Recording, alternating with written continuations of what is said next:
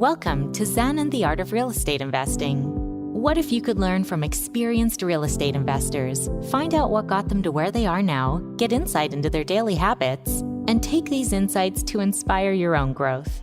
Each week, Jonathan Green shares an in-depth look at the mindful approach to real estate investing. Jonathan is a lifelong real estate investor, advisor, and coach, as well as the founder and team leader of Streamlined Properties.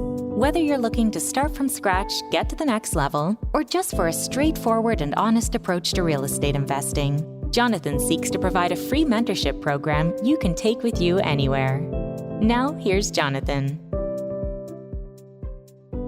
Welcome back to another episode of Zen and the Art of Real Estate Investing. This is a fun one. My guest is Jessie Lang from Unlocked Rentals. This is the Rentals Made Easy. This is the whole strategy that she figured out starting from scratch with roommates. We're going to go all through it over 10 years. I can't wait for you to hear this show. She turned her passion for real estate into a repeatable, systematized, and wildly profitable portfolio. Let's go. This is episode 244 of Zen and the Art of Real Estate Investing with my guest, Jessie Lang. Jessie is the founder of Unlocked Rentals. She started investing 10 years ago the wrong way, she says, but has changed her ways and gone from 11 to 70 doors or more. And she focuses on the BRRRR method, which we're going to talk about a lot. Jessie, welcome to the show. Thank you so much for having me, Jonathan. Yeah, no, I'm very excited to talk to you. And I like the journeys that start. I feel like I was reading something about you, and I feel like you could have a book that would say it all started with a condo. That would be such like a real estate investor thing, because that's how you started, right? It was just a condo. A single condo that I bought as an owner occupant that I had no idea would take me down the journey that I've been on the past 10 years. Yeah, so you were just buying something for yourself to get started as a first-time owner? Yep. I grew up in Austin, Texas, and everyone knows what happened to the real estate market there. Yeah. And I was, I went to college in Austin, I went to UT, and just kind of graduated in like the logical next step. You go to college, you get a big girl job, you get married, you buy a house, you have kids, you do all these things. But I definitely didn't do all of them, but I was smart enough to buy that condo, and it was $92,000. My 3% down was my life savings, and it led to my first panic attack during that process. It was like very stressful. Your first house is very stressful, but got through it, and it ended up being probably one of the best financial decisions I've made. But at that time, you just thought you were just being a house buying consumer. You had no intent on going into real estate at all. When did something change in that dynamic? So something changed because, like I said, I put all the money I had down on this house. And I did have my big girl job, but I was making like $30,000 a year. I mean, they really trick us with what jobs are.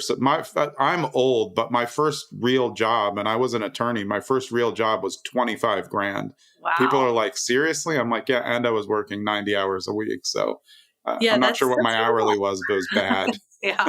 Yeah, not enough. So I knew that I technically on paper could afford it, but I wasn't going to be able to eat anything but rice and beans. And so I got smart enough pretty early on in the process. My partner at the time moved in and he was paying rent. And then I got some like various Craigslist roommates throughout. It was how big was this condo? I mean, are you just like shaving off living room spots or? No, to be fair, it was 2,000 square feet and 3 bedrooms. Okay. Yeah. It was actually a good size condo. For $92,000 in Austin? It needed everything. And it was in 2013. Yeah, so still, I feel like you're doing some voodoo there. This is all making sense. How it's all gonna magically transform. Yeah, it was. I mean, it was on the MLS. I didn't do anything crazy out of the ordinary. Yeah, but what you did though by bringing in first a partner and then other roommates. So many people I've talked to who are closer to my age, older than you, they did that too, and they didn't know they were being real estate investors. They were just kind of being smart about not losing money. Is that what you were doing? Exactly right. I just knew that if I wanted to have any sort of lifestyle that I needed to offset some of these costs. Yeah. And so I'm like, hey, if, I got this space and you want to rent it, like, we'll put two and two together and you just pay me. And so I kind of was figuring it out as I went, but it wasn't like true investing by any means. It was just like getting creative with what I had. Yeah.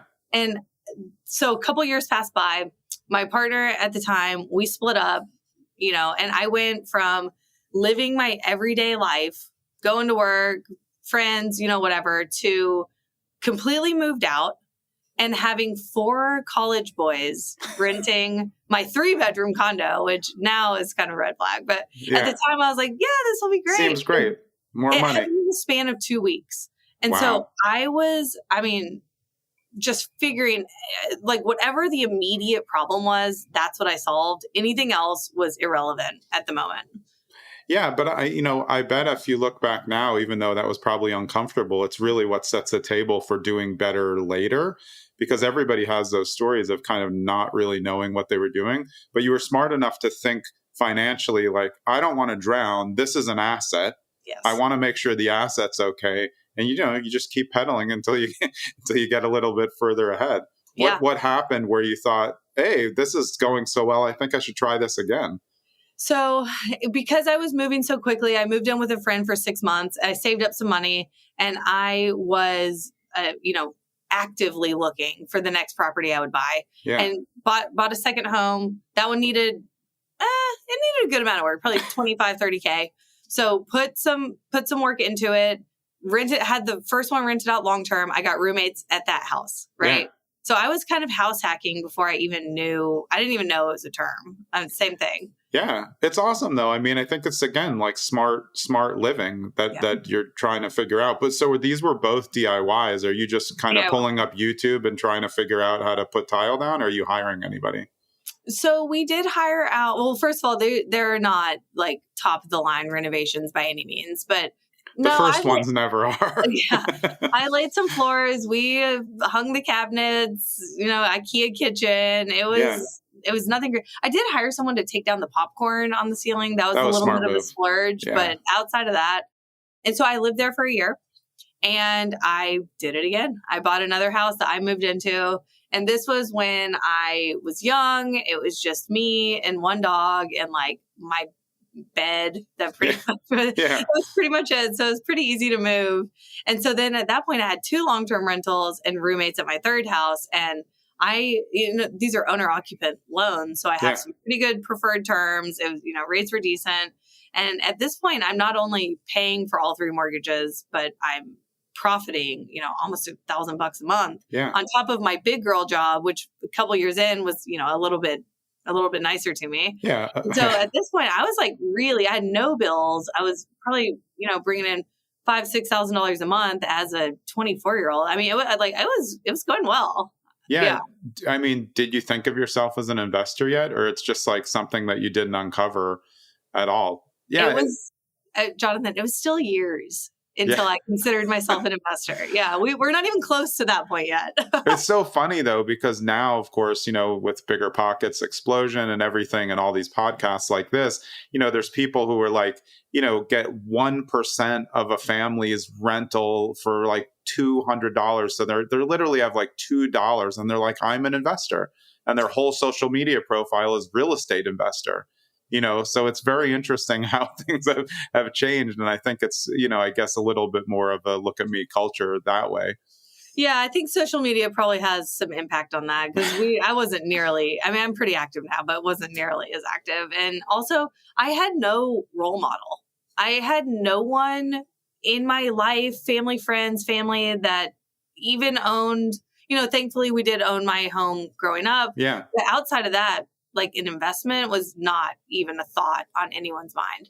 Yeah. And so like, I knew I was doing this and I was being financially rewarded, but it never put 2 and 2 together that like this was a career choice.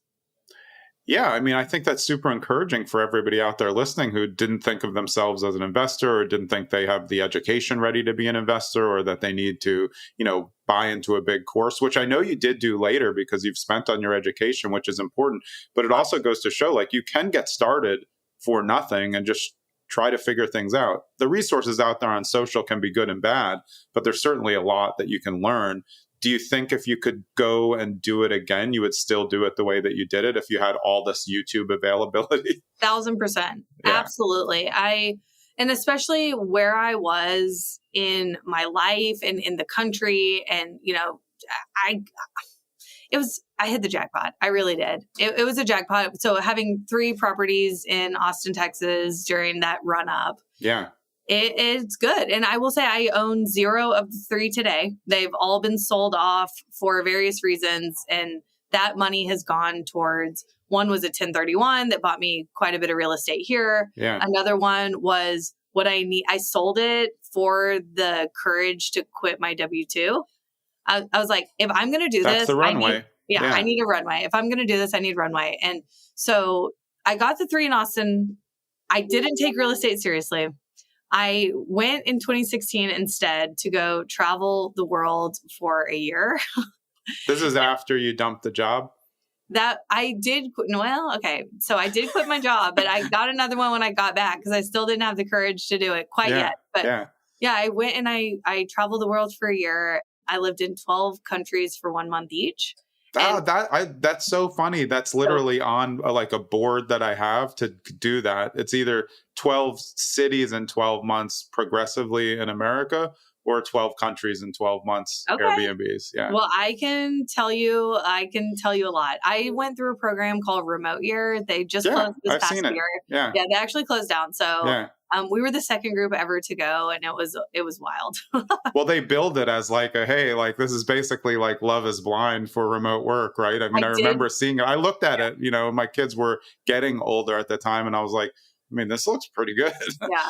I did meet my wife on Remote Year. So I will say there was a little Love is Blind. Yeah. It worked out. Out.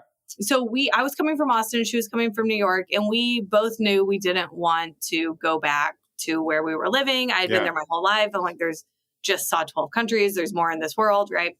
So we kind of looked where I was getting a new job and where the job would take me, and randomly came across a brewery that, like, through our travels, that was opening a huge facility in Columbus, Ohio. And I was like, I don't know, Texas. I couldn't even tell you where Ohio was on a map. And I was like, sure, let's move to Columbus. I just Googled, is it pet friendly? Like, is it dog friendly? And everyone's like, yeah, bring your dog. I'm like, okay, that's all I need to know. So we moved here to Columbus, and that was 2017 for a job. So I still didn't believe that I was an investor, even though I had these properties that just afforded me traveling the world for an entire year. I don't know. Someone needed to pull my head out of the sand. I'm not sure though. You apparently do have some type of like real estate crystal ball though, because you're walking into Columbus right before another come up, you know, where you can just shoot darts. I mean, you kind of still can, but it's not like when you started. You know, Columbus is still a great market, but personally, I think it's one that you really have to understand, and you probably learned a lot by getting in and trying to figure out, because you got to figure out the neighborhoods, which ones are going up and which ones are going down. I think a lot of these Midwest markets are very pocket by pocket. I agree. And that, you know, I think it's a smart move for a lot of people now, though, who have jobs that maybe are remote or that can be movable, to start to think, well, do you want to live in San Diego or would you like to live in Ohio? You know, and of course, you later found out that Ohio is extremely landlord friendly, as we were talking about in the beginning. So, you know, you're kind of walking into great decisions. You must have some magic going on. This is my actual secret. And I know that it's not scientific whatsoever, but I had a theory when I was living in Austin that the boom started when Austin started hitting all the top 10 lists. Mm-hmm. You're like back on BuzzFeed where it was top 10 places to be single, places to work in tech, places to do this and this. And it didn't really take off until people started seeing it was somewhere to go. And I give the top 10 list like pretty much all the credit. And it was on everyone. It didn't make a difference what it was. Pet friendly, yes. You know, not everything. Pet friendly, sure, why not? You know, unbelievable. Best breweries, best whatever. It's like every single thing pointed to Austin. And I will say that wasn't happening in Columbus. So I guess I don't know.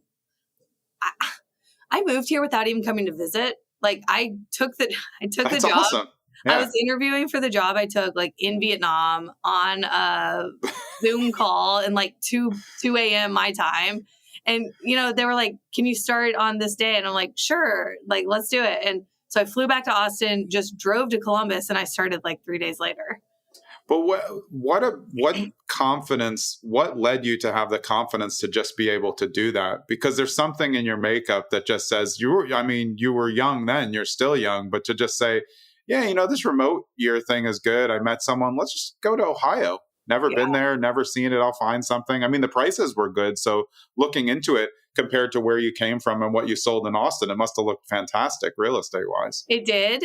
And I have a friend who traveled with me who kind of knew the market a little bit. And I'm actually really mad at him because there's a specific neighborhood where houses were selling for like $10,000, $15,000. And he was like, whatever you do, don't invest there. Right. Don't invest there. And now I'm like, dang it, Orlando. I would be like probably twice as good now if I had known that back then. You know what I mean? So yeah, the numbers looked they were very attractive for sure. Yeah. So, okay, you get settled in Ohio. You still don't consider yourself an investor, still back on the grind with a regular job. When did you start investing either in Columbus or from Columbus? So throughout the 18 months that I was working at this W-2, I was going to tons of meetups. I was going to my RIAs. I was meeting all these investors. And I think a really big, pivotal moment for me was that I realized that real estate investors are normal people. That that you could be walking down the street and it's not someone in a flashy Lamborghini. It's not some, rich guy smoking cigars and being mean to everyone. I had this terrible vision because, again, I wasn't an investor in my mind. Right. So it's like, if you're an investor, you have to be this, that, and the other. And so these meetups introduced me to people who were completely normal people.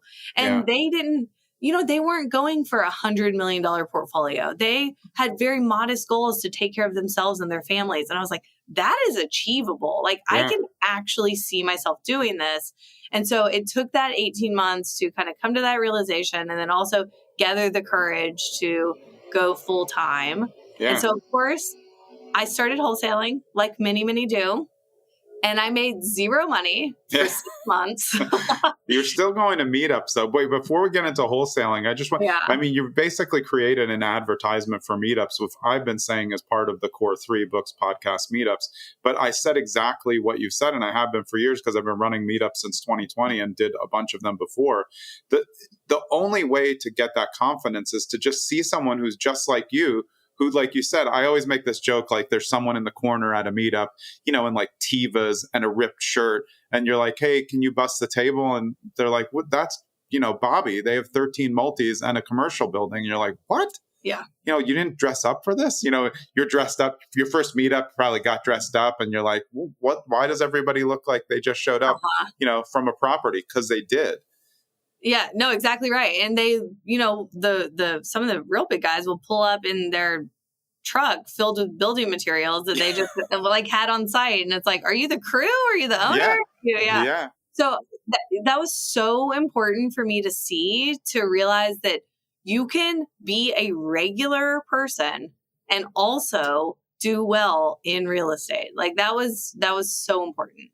Yeah, I still think that the thoughts that you had are still relevant because people think that now. They think all landlords are slumlords, that all investors don't care about their tenants, and all they're trying to do is, pinch the money away from everybody. And they don't understand that there's so much good done by real estate investors and housing created that it's just kind of another thing about the news cycle that makes no sense. The news that understands nothing about real estate. Honestly, even the people who claim to understand real estate don't understand what it's really like on the ground unless they've ever been a landlord or invested themselves. Yeah.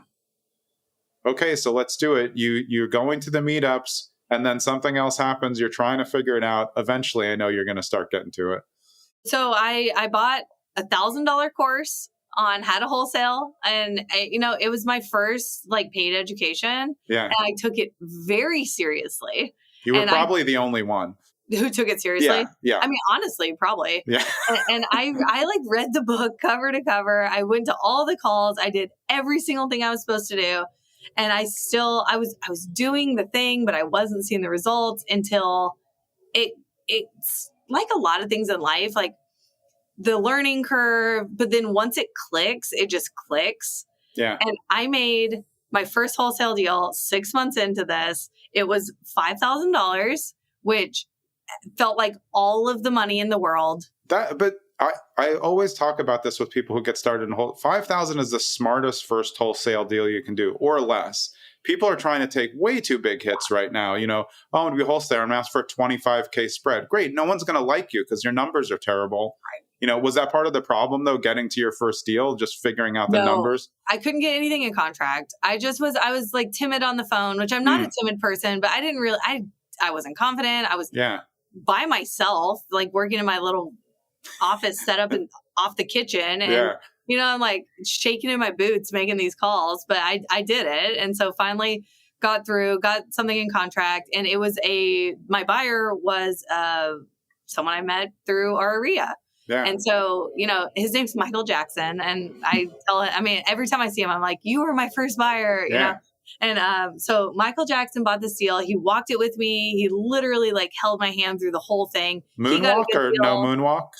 No moonwalk, not this one. Yeah, all different right. Michael Jackson. Yeah, fair. And so he walked me through the entire thing. And of course, I mean, he was obviously going to buy it, like for putting all that effort in. So it was a win-win. And then from there, I don't want to say it was like a mad rush, but I had the confidence, right? And at this point, I quit in August 2018 and it was 6 months later. So maybe spring 2019, I finally figured out that I actually could do this. Yeah. But when you're wholesaling these deals, are you thinking like, why aren't I just buying these? So no, because I did not know about the BRRRR method. I did not know about hard money, private money. I did not know that you could buy a property in 2 weeks. I just thought all these people had like actual cash and were buying it so quickly. So I was buying at this time, but it was on the MLS, conventional, you know, 20% down, 45-day closes, because I thought that's what you had to do. So I'm like, how are these people buying these houses so fast? And I didn't buy any of my own deals for like at least a year. I sold everything. Well, that helps you build relationships, you know, and get the rapport with everyone and be a known commodity. I think, you know, wholesalers fail because they're trying to get too big a piece of the cake, or they're just bad with numbers and bad with people. Like, you know, they're hustling. In New Jersey, we have a bunch of daisy chain wholesalers. Like it comes out for like 4 people and you're like, you know, you all want to split this. Now the fee is $30K because you have, you know, 4 people in there.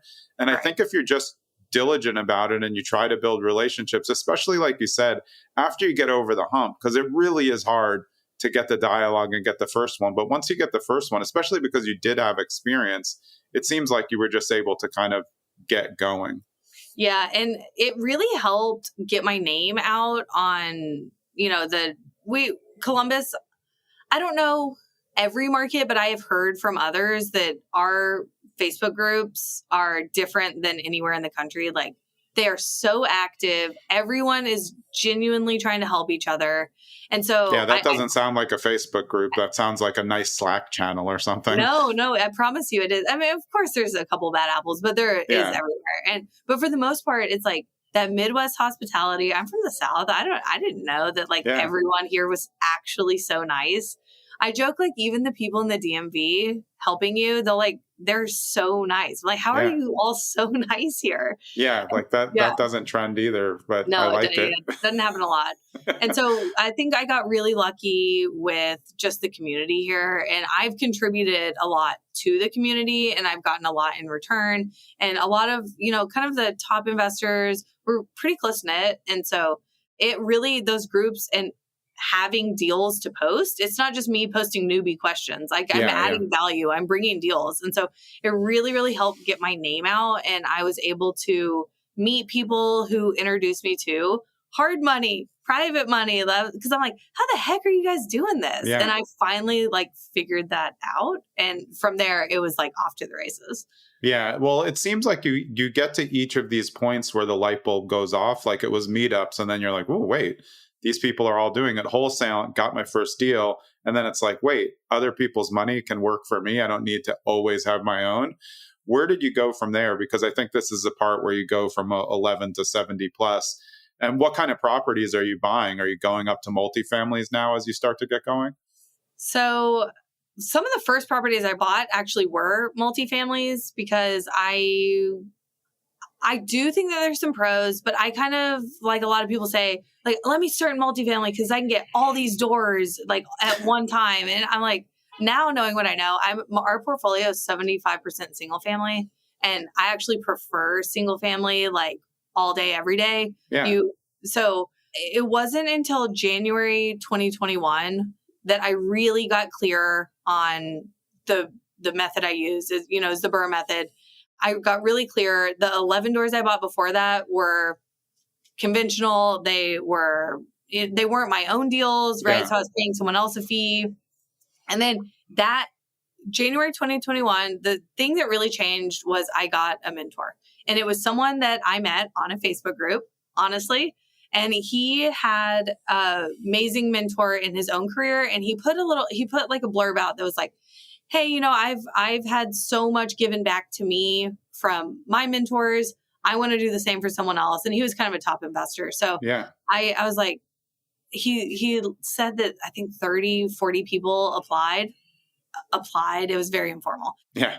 It's like a DM on Facebook. Yeah, hey. Facebook. Yeah. I put together an entire like pitch of why he should pick me, what I'm doing now, what my goals are, where I want to go, all this. And like, I definitely stood out on that. Yeah, I think you demolished the Facebook group who was just sending a winky emoji to say like, yes, I'm interested, which is, pretty social media friendly.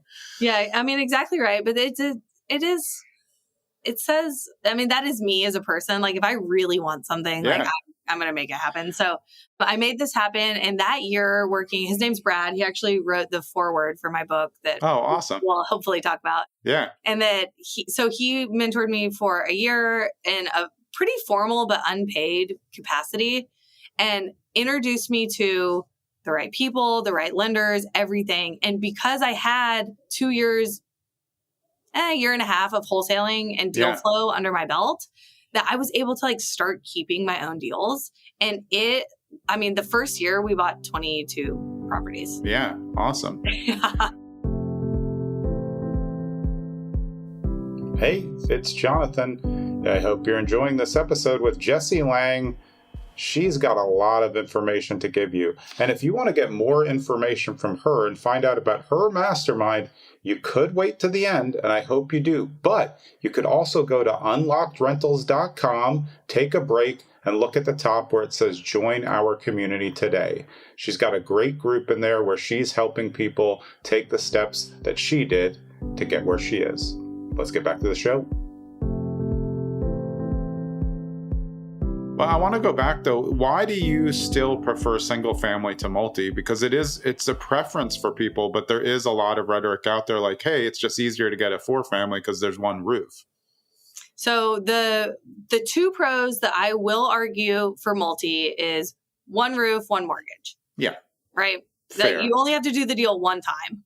Whereas I'm doing a whole lot of deals, but because I have 2 6 units and I have a 4 unit, and the turnover in those buildings is significantly higher, like twice as high. Yeah. Yeah. Our long-term rentals, I am looking for people with we have very little turnover, even with raising rents, because we're renovating the right way. We are proactive with our maintenance. I manage everything in-house. I believe everyone should. And so we provide a good service and people stay. They really do stay. They make it their home. And so that's what I really like, because I can charge a little bit more. They have a yard, they have a garage, all that. But truly it's that they stay. Yeah. I mean, less turnover, less problems. And again, when you present it like a home to somebody and you want them to be your caretaker and you're kind of billing it more as a partnership, which is what, bad landlords don't do. Those people do treat it like a home. And that means they'll fix some of their own things. They'll tell you when something's wrong, and you have a relationship-based landlord-tenant. I learned that from my dad by meeting all these tenants when I was a kid. And I realized wow, you're just supposed to be nice, as opposed to like what we were saying before, what's out in the news, that everybody's out there to just provide a dump product for them and get the most money. That just gets more calls. Nobody likes that. I mean, it's terrible.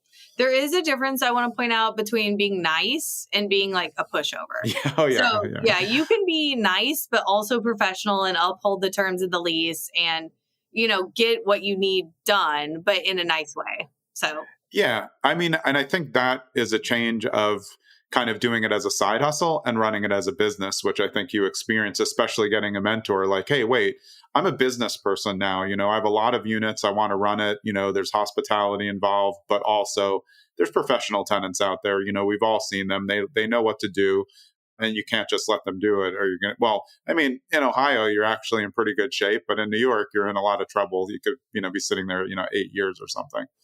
Yeah, that would be hard. So did you just start accumulating all in Columbus or around Columbus? Yeah. So we're about an hour radius from Columbus. Yeah. So everything in Ohio, really? Mm-hmm. Yeah. Yeah. We're in Ohio. And my key is that I've used the same GC on the last 40, 45 projects that I've done. And they told me their radius years ago, and I buy inside of it because I am not trying to reinvent the wheel. So smart, though. I mean, something to be said for out-of-state investing. There's a ton of out-of-state investors in Columbus who do really well, but I've always been a proponent of clustering, which is what you're doing, which is just piling as many properties in as small an area as possible, because then you can leverage them off each other. You know, especially if you buy 3 on the same block, you know, you flip one, get a high out value, then you use that for the appraisal on your next one because they're all, you know, 3-bed, 2 baths. You can just basically create your own comps for years and years. You can. And we call resident Tetris. So if you're in the same area and if they need like a bigger home, but we're already qualified, it's like, why are we going to start from scratch? I know you pay. I know you take care of the place. Like, let me just move you into something else I have. But you can't do that if your portfolio is spread out. Yeah, the Tetris game, I think, is really good for short-term and mid-term rental owners too. You know, if you add that in, because sometimes somebody, you know, they have something, oh, well, that I need a rail for the tub. And they're like, oh, well, we have another property over here. So, I mean, clustering, I think, is just smart. It's obviously good from a management perspective for you because now your radius is only an hour as well, same as the GC. Well, there's kind of a running joke that I manage remotely, even though I live here, because I don't really go to my properties. Like, I have a team that I've built over the past couple of years that I trust. I do have a girl that works for me full time. So if we're posting notices or anything like that, she is really the one going out to do that. Yeah, but I mean, that's the journey. I mean, that's what everybody wants to hear. Like that it's not passive. Like you can't say that it's passive investing because it's being a landlord is just active all the time, but you're starting to who, not how, and leverage out the things that you want. So you can be at the top, find more properties, figure out what the overriding things in. So when you get up to this many units that you have now, do you have any process for during the year, are you looking for any properties that maybe they're not performing well that you might need to offload? Or are you in a strict hold mindset?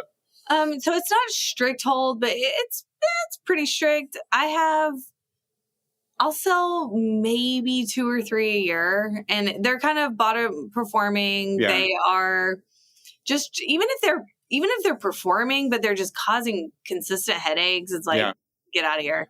Well, you have some. Do you ever have I've had properties, I just don't like it. I don't know what it is. You know, like I liked it in the beginning. It just annoys me. Either there's one person who becomes a problem and you just like hold it against the property. Have you had those? I don't know what it is, but this property just pisses me off.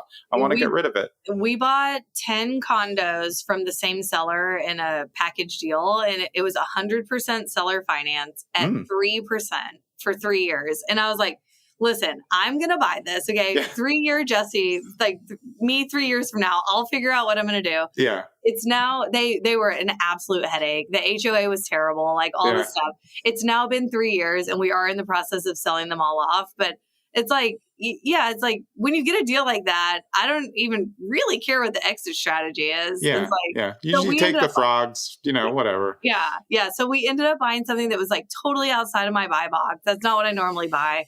And it worked out long term, but it's like when that 3-year term came up, I was like, no, sell. Absolutely sell. We're not refinancing these. Yeah. So I just kind of, like that situation you just look at each situation and like write it out and like try to time it as best as you can.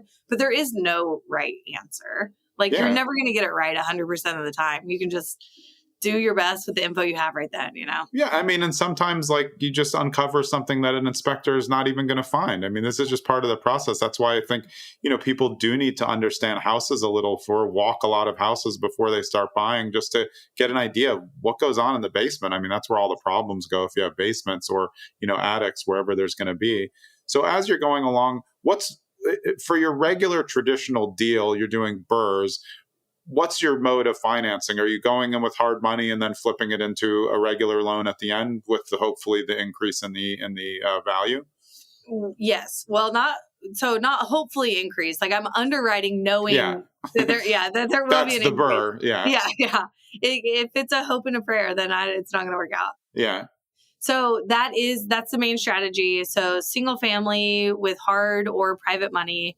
I think people get so overwhelmed by the idea of private money, and it doesn't have to be this big scary thing. Like I've built relationships with 3 or 4 like legitimate lenders that have a couple $100,000. Like these are not multimillionaires, anything like that. They are just, again, regular people who want their money to make more money. So I have a handful of strong relationships like that, and it's enough to buy really whatever we're looking at. So either if they're tapped, then I'll go to hard money. We're buying distressed assets, right? Either I said 90% of the time there is the condition is distressed, but sometimes the property itself just needs, a carpet and paint. Yeah. We don't even do carpet, flooring and paint. And the seller situation is what's motivated or desperate.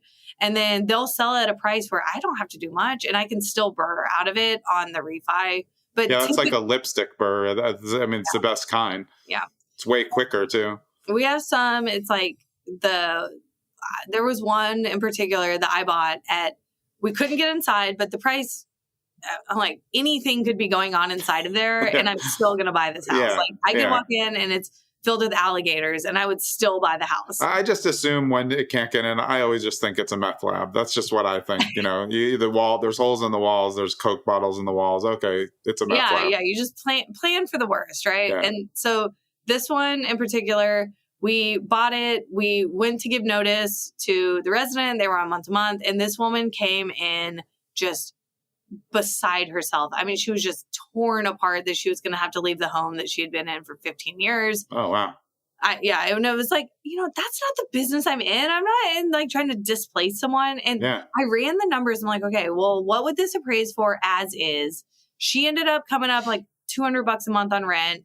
It appraised for enough as is to still BRRRR out of it. And that was like through probably 2 or 3 years ago now. And she's still living there. That's awesome. She'll die there. And so I have you can like be so creative, which is what I love. But you have to buy right.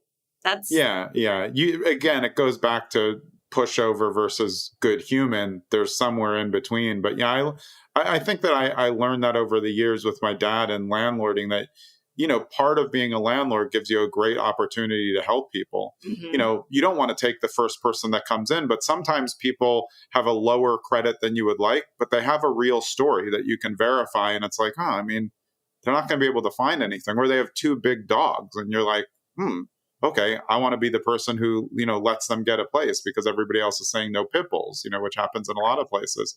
As you're super pet friendly in life, but so do you take pets in all of your rentals? Yes. Yeah, of course. Yeah, we're pet friendly everywhere. And part of the reason is, I believe no one should have to choose between their pet and their housing. That is cruel and unusual punishment. So that's not a position I ever want to put someone in. At the same time, there is a benefit that, we typically, majority single family, and I will go out of my way to completely fence a yard. And when someone finds a place that their dogs are welcome, that they have a fenced yard, they stay for years. Yeah. And they also pay more and they're aggressive. Yeah. Yes. Yeah. And they want the place. Like, they're like, this is perfect. What do I have to do to get it and to stay? Like they stay. That's my thing. So I'm pet friendly because of retention, like truly. Yeah, and haven't you found that, I mean, hopefully people know this, but when you have people with pets, they never even blink at a pet fee. They honestly don't care what it is. It's like, I just want this place. I have so few options that will work for whatever pet makeup I have. How many fenced yard rentals are there? Not a lot. Not a lot. Yeah. So like, you're going to lay it down for that. And of course it still can be a win-win. You're finding the right price for the right tenant, because as a landlord, to me, I'm willing to take even just a tiny bit under what maybe would be market, or just market instead of over market, for a tenant who has like everything perfect. Less people, couple more pets. That sounds great. I'm okay with that. Yeah, I would trade people for pets any day. Yeah, for sure. I shouldn't say that out loud, but yeah. I mean, the pets don't take showers as much, and they don't cook. They're just there. And people are weirdly scared of like animals. I don't. Why do people say dogs and no cats? They think like because they've watched one Hoarders episode with cats peeing everywhere. It's like, that's not how regular pet caretakers live. People love their pets for the most part. Yeah, for the most part. But if you're not doing proactive inspections during that lease tenancy, you actually may get yourself in a lot of trouble with pets. This wasn't me, but a peer, she actually ended up in a pretty terrible situation where her resident was like breeding dogs. Yeah. And it got pretty messy, and actually wound up in a lawsuit. So that's you do have to check on it. Yeah. So you have to check on it. But you can check. If someone has pets, we'll usually go in a little bit sooner than we would otherwise. And then, you get a very good idea of how this pet is cared for. Right. You can tell right when you walk in. It either smells or it doesn't smell. I mean, it's a no-brainer. You can even tell the cat just went to the bathroom versus the cat's going to the bathroom everywhere. I mean, when you know. Yeah. Yeah. It's like, I mean, maybe TMI, but like a dirty litter box is different than. Yes. Like that's still contained. Urine that's different everywhere. than ruining the home. Yeah. Well, I mean, people may not want to hear this, but like, this is actually really important for them to hear, because tenants and pets are important. They can get you extra money. They also can get you very, very good tenants who caretake a property if they caretake the pets as well. But yeah, there are things to look out for. I'm glad that you pointed it out. It's not all roses with pets. And yeah, a lot of people, they'll slip in an extra one. One cat becomes two cats. Sometimes it's fine. But, same. Sometimes you rent to one person and they get in a relationship. And I've seen people in forums, going crazy. I can't believe, they have somebody sleeping over. It's like, did you not think there was a potential that they might like actually meet someone? That's why a lot of people are on Earth. They're trying to, meet someone that they want to spend the rest of their lives with. Right. Yeah. So, where do you go from here? You've obviously accumulated a lot, but it seems like you've done it in a really smart way. Are you planning to just keep investing single families in this 1 hour radius of Columbus? So I have no plans of stopping what I'm currently doing. I am looking, and I know that I just was pretty harsh on, multifamily, but I am looking at some kind of smaller apartment buildings, maybe like the 20, 30 unit range, nothing crazy. I have a dream for like I don't want to call it a compound. That's maybe a little crazy, but some sort of like shared housing community. So I'm looking into that a lot. Yeah. And those are kind of like next steps, but I'm absolutely not. Like the machine is built. Yeah. I built the machine. The people are there. I know everyone knows what they're doing. So that will keep going. But I am kind of looking at, I've been so head down on this single strategy for the last couple of years that it's finally time to think about something a little more fun and not so repetitive and robotic. And so that's kind of what this year is focused on a little bit. Well, I mean, you can also use your extensive background now to go into other asset classes and still do them well. A 20 to 30 unit, you're still going to do the same things. I mean, you can BRRRR the whole thing. It's just different, different strategy. And then maybe you like it, maybe you don't like it. I mean, you tried a few multis along the way, but there's just more out there. That's why you're doing it, right? Right. Exactly right. Yeah. Yeah. Awesome. Well, so tell us a little bit more about your new book. Yes, I would love to. So it is called Rentals Made Easy.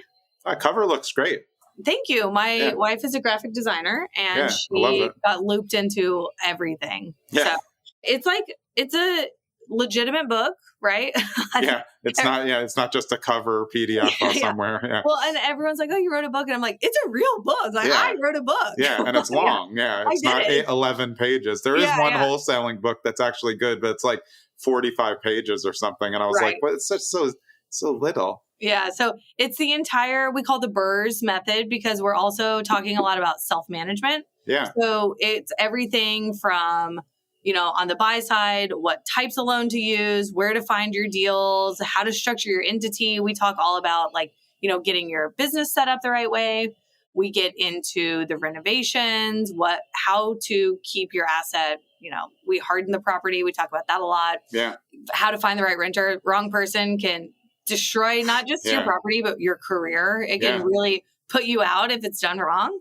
We talk about the refi process, repeating, scaling, and then everything you can imagine about self-management. So it is on Amazon, it's on Kindle and in paperback. And I imagine we can link in the show notes. Yeah, absolutely. Yeah, I will. And so that book, the title, Rentals Made Easy, you also have a mastermind, right? So tell us about that, because it probably all kind of goes well together. Yes, it does. So Rentals Made Easy Mastermind is the hands-on version of this DIY version. Yeah. So this, you can learn the method here, but if you want my support and our coaches' support, actually implementing it, then that would be the mastermind. It is in the scheme of all the real estate investing or education that I have done. Yeah. It is an incredible value for super affordable price. I want real estate to be as accessible to everyone because my first mentor was unpaid. And if he had said, hey, this is going to cost you, I may not have done it. And so later, of course you would have. But in the beginning, sometimes even a little sounds like a lot. Yeah, exactly right. So it's priced in a way that is really, really achievable if you are trying to get into real estate. Yeah, I love it. And I think, part of what I like about podcasts is it's an introduction. Like we were saying before, books, podcasts, then meetups. But then you go from meetups to masterminds. You either create them yourselves or you figure out, hey, I'm ready to spend some money. And as you were saying, there's a lot of things that cost a lot of money out there. I can't tell everybody what's worth it or not. Sometimes, usually the content is good in everything because they're just taking it from somewhere else. But I've found that masterminds rely most importantly on the other people in the masterminds as well as the content. The contacts that you can make in a mastermind can change your entire life, even more than the content. But the content is what brings the people together who are like, hey, wait, we only live 3 houses away. Let's meet up at a coffee shop. And now they're doing JV deals together. Have you seen that happen inside your community? Because that's really the magic. Yes, we have. So it is a nationwide footprint. So we have people from all over. So it's very unlikely someone's going to live 3 doors down. Yeah. But, we have the power of the internet. And so we've had, people form little pods, little side chats. Yeah.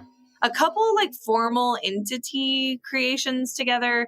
I'm not personally huge on partnerships, so yeah, me neither. I'm not really a partnership. A little bit of a control freak. Yeah, well, I've had it go wrong for myself, Same. And I have seen it go wrong. So we have a couple partnerships that have worked out. But yeah, so definitely people are connecting outside of just our group calls. Yeah. Yeah, if you can hear it and the audience can hear it, my landscapers have decided to be, on call for about this. It's like their first cleanup of the season. It just happens to be during this. So is the best place to find all this information about you, the mastermind, and the book at unlockedrentals.com? Yep. So that is a great place. We can link that. We also have a free Facebook group. Oh, awesome. Yeah, and I do. I feel like yours is a good one because you know what a good Facebook group is versus a bad Facebook group.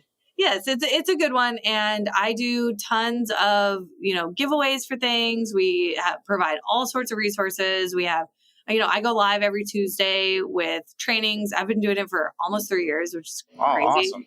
And what episode is this? You said 240? 244. 244. Okay. Yeah. So I'm not quite there yet, but we're well over 100 at this point. Yeah. That's awesome. I think being consistent with any type of content, especially when you're trying to help people, is so important to just make sure that you show up, because then they'll show up. Yep. There's a lot of things out there that you can buy and then all of a sudden it's shut down. For me, podcasts who just run reruns over the summer. It drives me crazy when I'm like, I'm still trying to, get all this new content out here. I don't want to rerun. I just want to, get going. Yeah, exactly right. So yeah, tons of live events and, all sorts of good stuff in that Facebook group. And it's just Unlocked, learn to buy and manage long-term rental. Okay. Awesome. Well, it's been a pleasure. Yeah, you are so genuine. It's so obvious to me. I was watching the content. I always do my research in the beginning, but I was like, I'm just really impressed. I think that you kind of fell into it and then you found your way, but you're not satisfied. You keep finding your way, fine tuning, but also smart enough to stick with, hey, this is working. I'm going to use this. I'll take a couple looks at other things. But I think real estate investors, there's so many shiny objects out there. When you have something that's working, you just do it. I mean, boring is great. I say that to our students all the time. You just do the thing over and over and over and over and over and over. You just do it. Just keep doing it and it will pay off. Yeah. Yeah. I mean, you bring in people to help you and then you start looking at some other things. But yeah, you don't build a machine and then break it. Okay, tell my wife that because she's like, Jessie, when is enough? And I'm like, I built the machine. Yeah, it's like AI. It's just running on its own now. There's nothing I can do. Off. Yeah, I can't just turn off the machine. What do you want me to do? And so, yeah, it's hard to turn off, but I am at the point of like looking at some more cool stuff. Yeah. But yeah, thank you for the kind words. Yeah, no, awesome. It's been a pleasure to have you, and I look forward to staying in touch. Awesome. Thank you. All right. That was Jessie Lang. She's the founder of Unlocked. You can find her again at unlockedrentals.com. You can find that Facebook group. Also, her book, Rentals Made Easy. I'm Jonathan Green. We'll see you next episode. Thanks for sticking around to the end so you can get a preview of who's coming up on the next episode of Zen and the Art of Real Estate Investing. Episode 245, my guest is Patrick Grimes. He's the founder of PassiveInvestingMastery.com and InvestOnMainStreet.com. He's talking passive investments and alternative assets, and we get into some alternative assets. So we go off the map a little. Can't wait for you to hear the show. See you next episode with Patrick.